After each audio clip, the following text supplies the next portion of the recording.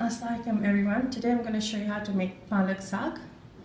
And generally Palak Sag is one recipe which is quite similar to Sarson da Sag. Now Sarson da Sag basically means it's mustard leaves instead of spinach leaves that I've used in this particular recipe. Mustard leaves mixed with fenugreek leaves. I couldn't get my hands in the market today for either one of them, so I've settled for just normal palak, which is sag. You can also go to your normal grocery stores and you can find, the frozen section. You can get frozen spinach and use that instead. This particular dish does not require a lot of spices like the garam masala, cumin seeds, or any of those spices. However, what we are going to use to flavor up is with the fresh flavors from the ginger, which I have used a big amount of it. So if you look at my finger, so it's about the whole about 3.5 inch of ginger, and about 7 to 8 flakes of clove.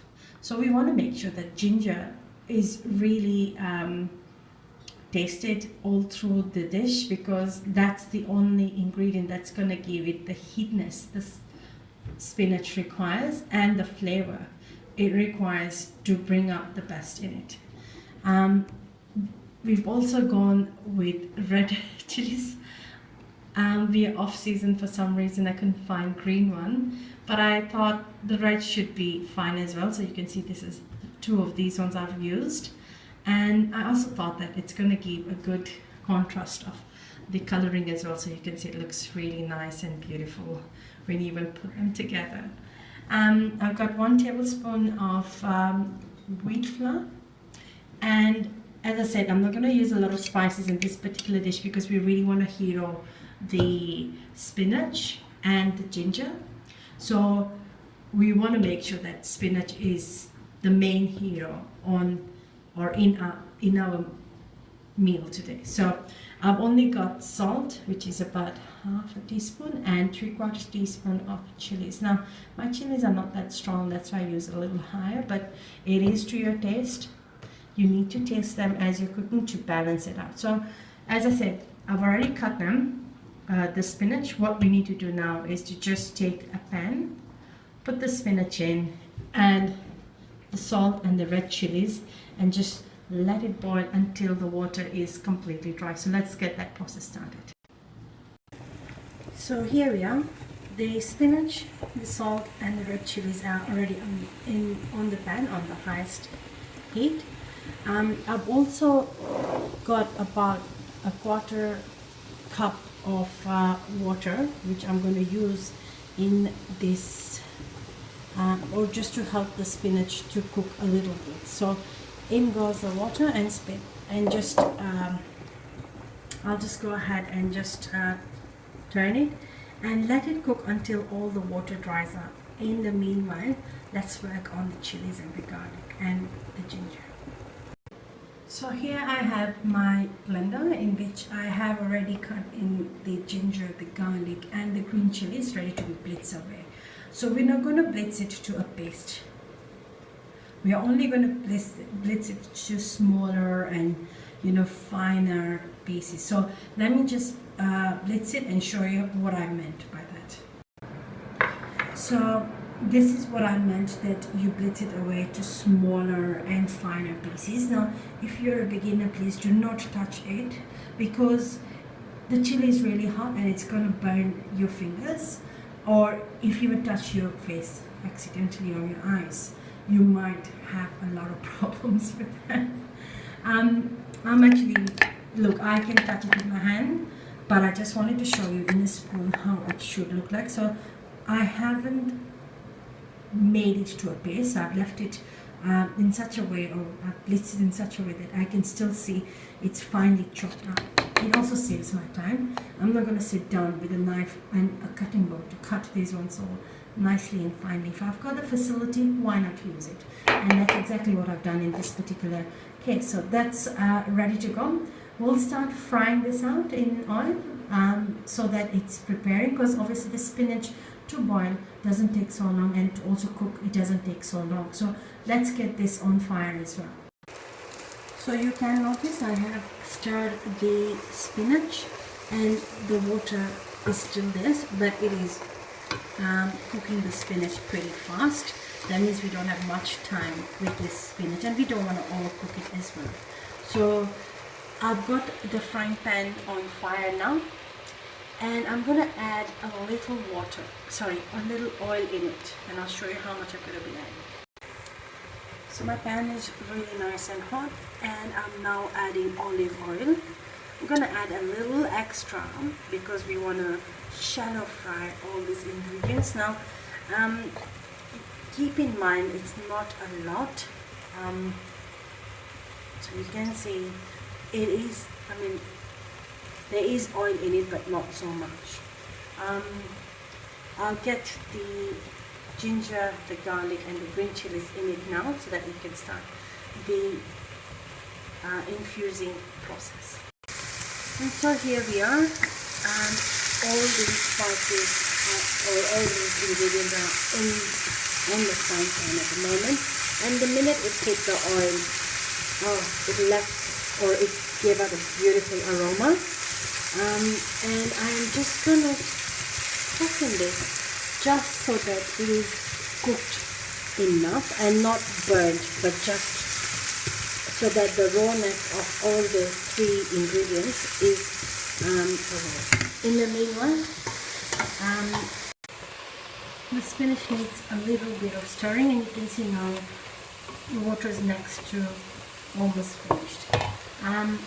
My spices, which is obviously the ginger, the garlic and the green chilies, are also cooking and almost completing or coming to a stage where you can't feel the rawness in any of these ingredients.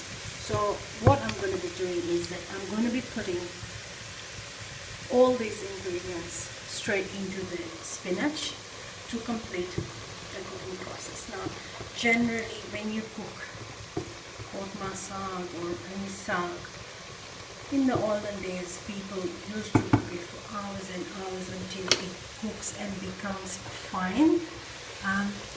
You will see that nowadays we have a lot of electronics that can help us to reduce the process. So I'm just going to mix all these ingredients, and I'll tell you why I mentioned about the new pickles that we have. So at this stage I have completed adding the ginger, garlic and the green chilies into it, the spinach, and you can see that it's already looking that it has some kind of color in it. What I'm going to do now is just check on the taste. So I'm checking on the salt and also on the chilies. I'll put it on a lower heat as I am working on it to check up on it. To me it's perfectly well. You can feel the spinach, you can feel the ginger, and then you can get the heat at the end on your tongue. So that's something that you would feel as well when you cook my sag. I had 1 tablespoon of wheat flour that I'm going to add here. The reason for adding the wheat flour is that we are trying to extract any moisture that may be left in the spinach. And while that's happening, I'm going to put a little water because my water is dried up quite a lot. So I'm going to add like about 2 or 3 tablespoons of water, just so that we want to make sure that the wheat flour that I've added does cook. So just added the wheat flour and I've cooked it for about a minute.